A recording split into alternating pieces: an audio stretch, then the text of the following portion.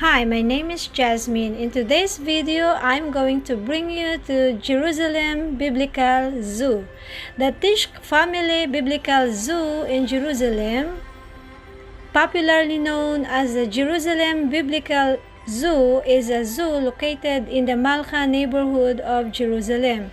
It is famous for its Afro-Asiatic collection of wildlife, many of which are ascribed in the Hebrew Bible, as well as for its success in breeding endangered species.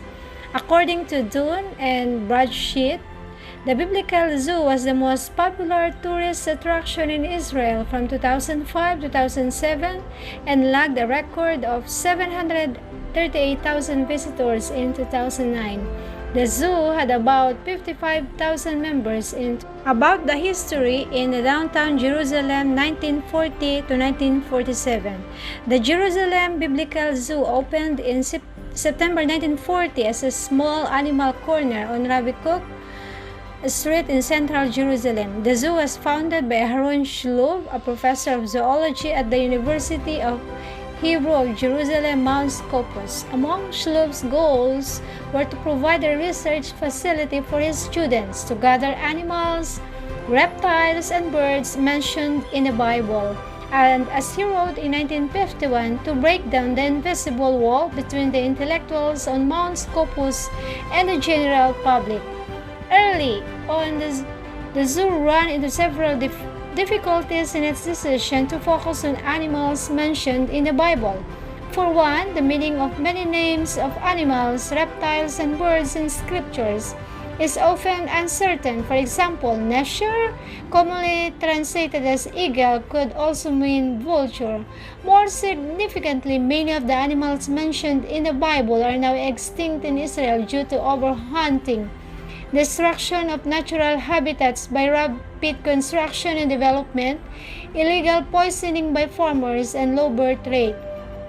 Zoo planners decided to branch beyond strictly biblical animals and include worldwide endangered species. The presence of the animal corner generated many complaints from residents in adjoining buildings due to the smell and noise, as well as the perceived danger of animal species.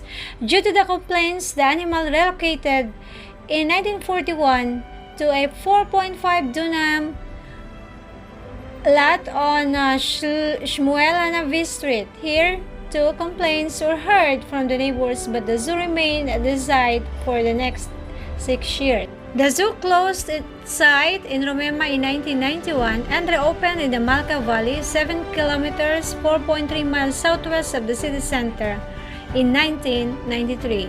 The zoo today, renamed the Tisch Family Zoological Gardens in Jerusalem, but still called the Jerusalem Biblical Zoo by the general public, opened for a preview period on 28 February 1993. It officially opened on 9 September 1993. Designed by Miller-Blum and Associates Landscape Architects and constructed by the Moriah Jerusalem Development Corporation, the zoo sits on 62 acres, 25 hectares in a valley surrounded by the hillside neighborhoods of Malha and Givat Masua. The park is landscaped with trees and shrubs native to Israel, many of which are mentioned in the Bible. The zoo is built on 2 main levels. A motorized train takes visitors on a circular route from the lower level of the upper level. The entire park is wheelchair accessible. Each train can also accommodate 1 wheelchair.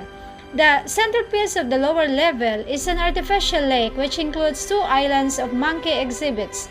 The lake is fed by a series of pools and waterfalls, beginning at an artificial waterfall called Moses Rock, an allusion to the well of Miriam, which provides water for the Israelites during their 40-year sojourn in the desert. Water is recycled and pumped back to Moses Rock through an underground system. All at the western end of the park stands a 2-story, boat-shaped wooden visitor center meant to resemble Noah's Ark. It contains an auditorium, an art gallery, a gift shop, a snack bar, and computer stations providing information on animals mentioned. The zoo operates several snack bars and a coffee shop. Picnic tables and benches are situated throughout the park.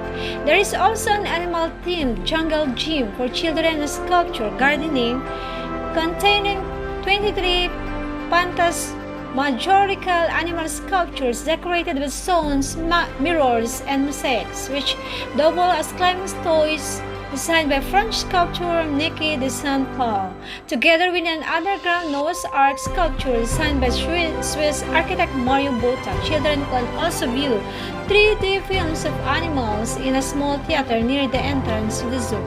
Animal exhibits.